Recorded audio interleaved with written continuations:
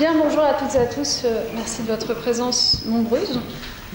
Peut-être un petit mot d'introduction avant de laisser place à la présentation de ce projet Auschwitz, les 2 albums.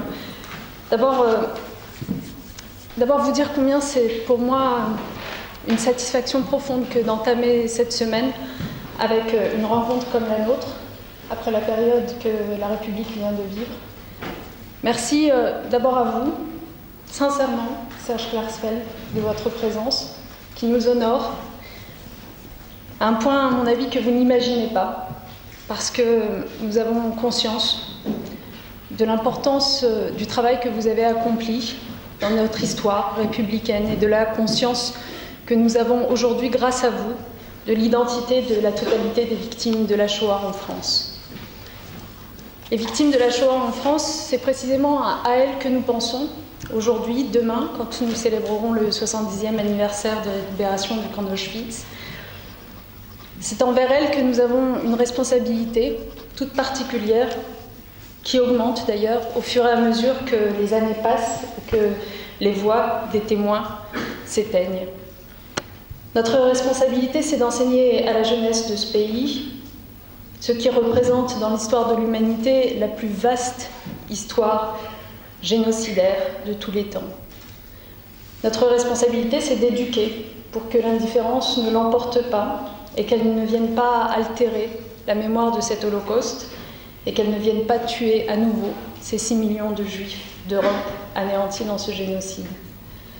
Notre responsabilité, ici et maintenant, c'est de doter l'école de la République des outils que l'ensemble des enseignants et de la communauté éducative demandent pour remplir leur mission essentielle. Cette responsabilité, je veux vous dire d'abord que l'école l'assume.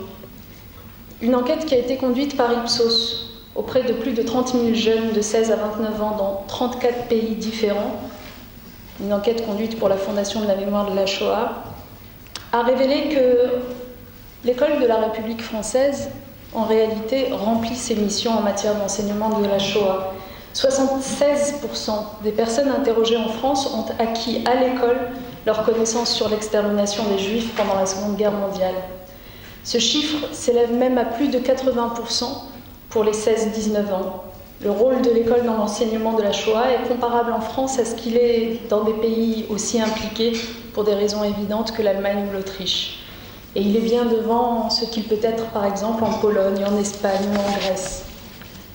Cela étant, les événements tragiques de ce début d'année nous invitent à assumer cette responsabilité avec encore plus de détermination, pour qu'aucun de nos enfants ne s'étonne qu'on puisse commémorer l'Holocauste, pour qu'aucun de ces enfants ne s'étonne qu'on puisse se battre pour prévenir le retour du mal. Merci sincèrement à la Fondation pour la mémoire de la Shoah, qui est un partenaire indéfectible de l'éducation nationale pour les actions qu'elle mène en matière d'enseignement et d'éducation sur le crime génocidaire. Merci aussi à son soutien au mémorial de la Shoah, où je serai d'ailleurs demain matin en compagnie du président de la République avant de rejoindre Auschwitz.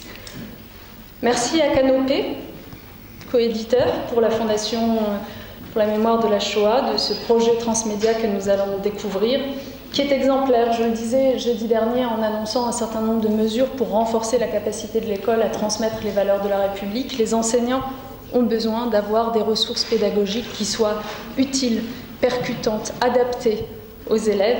Nous allons en voir un exemple très vite.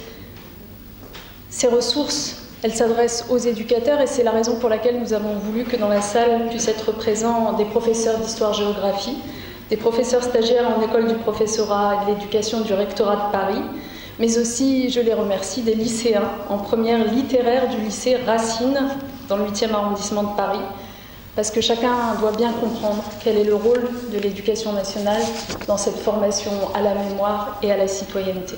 Merci par avance de votre mobilisation aujourd'hui, ce matin, mais surtout demain.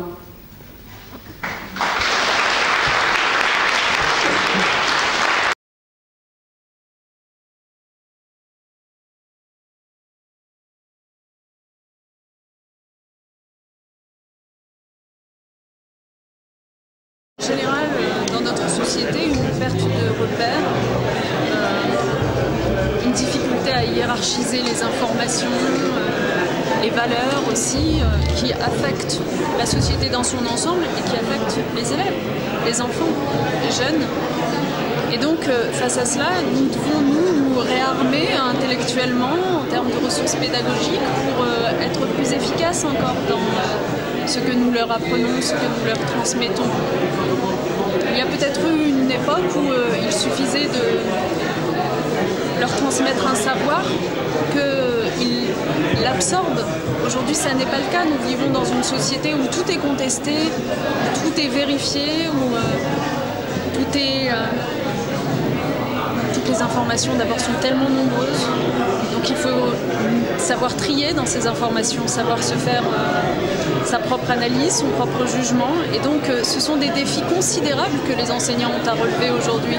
Il ne suffit pas d'inscrire quelque chose dans les programmes pour que les enfants soient véritablement impactés et conscients de ce qu'on leur apprend. Il faut donner aux enseignants, et c'est ce à quoi servent ces ressources, de quoi éveiller véritablement l'esprit et les consciences des enfants. Donc ces ressources, elles ont vocation par exemple à faire analyser aux enfants les images. Pas simplement en prendre connaissance, c'est déjà très important de pouvoir mettre à leur disposition cet album photo par exemple, voir des visages sur cette histoire d'extermination aidera les enfants aussi à comprendre ce qui s'est passé, la banalité du mal, la gravité du mal.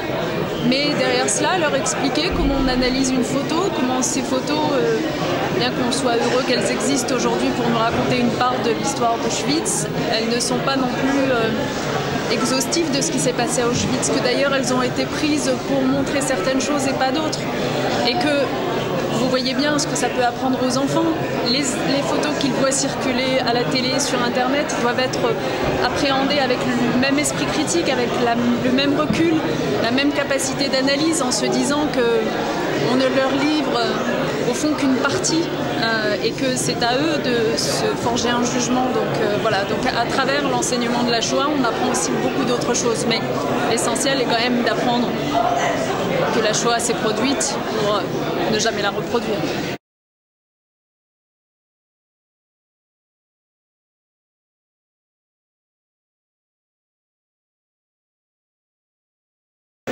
Oui, de façon certaine, il faut des sanctions quand il y a des perturbations de ces enseignements. Il faut une suite éducative pour que ni l'élève qui a perturbé, ni le reste de la classe ne considère que c'est banal que de s'être moqué ou que d'avoir contesté un enseignement comme celui-là. Mais au-delà de cette question d'incident, il faut bien comprendre que le défi qui est lancé à l'éducation nationale et à ses enseignants est plus important que la seule question des incidents. Beaucoup d'élèves sont imperméables ou pas suffisamment perméables à cet enseignement sans forcément traduire cela en provocation ou en incident. Et la question que nous nous posons, c'est comment ne laisser aucun élève indifférent à cette histoire que nous lui transmettons.